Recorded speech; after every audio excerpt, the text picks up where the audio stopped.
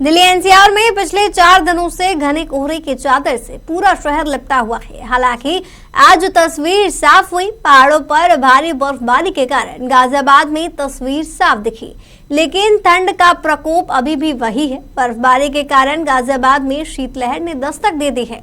इस बीच देखने को मिला कि काफी लोगों ने अलाव का सहारा लिया, तो वहीं दूसरी जगह लोग घर में बचते हुए नजर आए।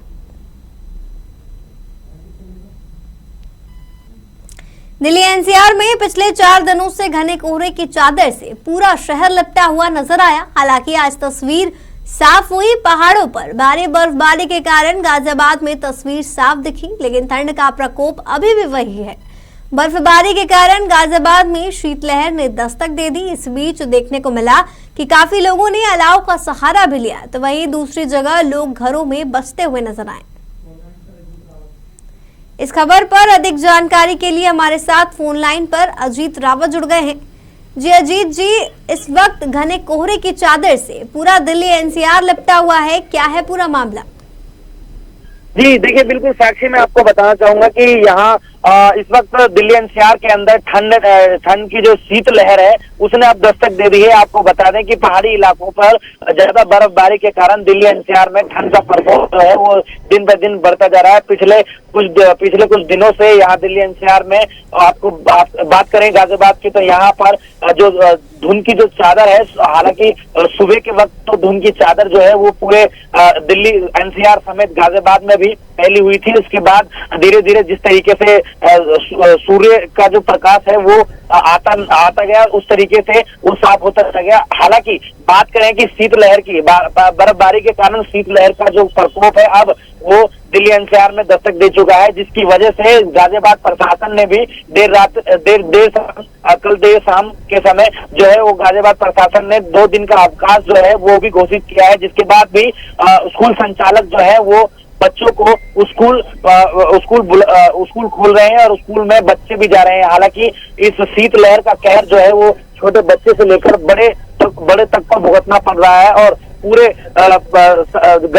सर्दी के कपड़े जो है अब वो लोगों ने पूरा जो तन है अपना वो ढक करके घर से बाहर निकल रहे हैं। हालांकि जो स्वास्थ्य विभाग के जो अधिकारी हैं उन्होंने साफ तौर पे ये साफ कर दिया कि जो कपड़े हैं वो फुल बाजू के कपड़े पहन के चले, अलाव का सहारा लें और कोई जरूरी काम हो तभी घर से बाहर निकलें, अन्यथा किसी ऐसे काम के लिए बाहर ना निकले जिससे कि आपकी सेहत पर असर पड़ सकता है। हालांककि प्रदूषण की अगर बात करें तो यही ठंड दूसरी तरफ प्रदूषण भी है, जहाँ पर ठंड का जो स्तर है वो 350 से 362 का नापा गया है, जिसकी वजह से लोगों को खांसी जुकाम जैसी बीमारियों का भी सामना करना पड़ रहा है। तो ये बात करेंगे कि जो ठंड का प्रकोप है इससे बचने के लिए रेन बसेरों का भी गाजियाबाद के कुछ जगहों पर इंतजाम किया गया है, जिसके बाद प्रशासन द्वारा अलर्ट जो है वो जारी कर दिया गया है।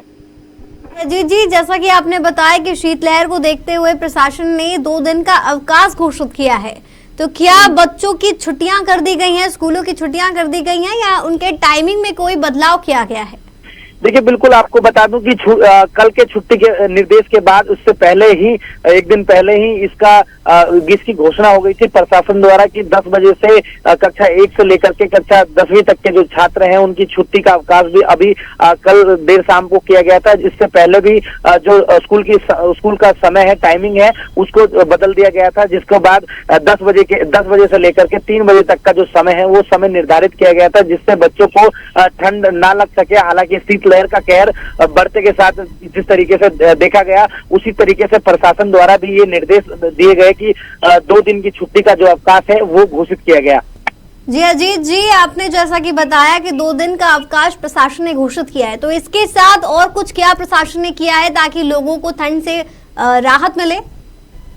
जी देखिए, लोग बहुत अब कोई काम पड़ रहा है तभी घर से बाहर निकल रहे हैं, जरूरी काम है तभी घर से बाहर निकल पा रहे हैं। हालांकि बच्चों की तरफ से काफी चिंताजनक का विषय है कि बच्चे इस वक्त ठंड की प्रकोप से बचने के लिए काफी ज्यादा सतर्क दिख रहे हैं। अलाव का सहारा ले रहे हैं, पूरे कपड़े जो है वो तन पर अपने पहन रहे हैं, क्योंकि कहीं ना कहीं ये जो शीतलहर का कहर है बच्चों से लेकर बुजुर्ग तक को फर्क पड़ता है और उनकी सेहत पर काफी असर पड़ता है, जिसके कारण काफी दिक्कतों का सामना करना पड़ सकता है। जी, रैन बसेरा और अलाव जैसी चीजों की व्यवस्था करने में प्रशासन कितनी मुस्तैद दिख रही है?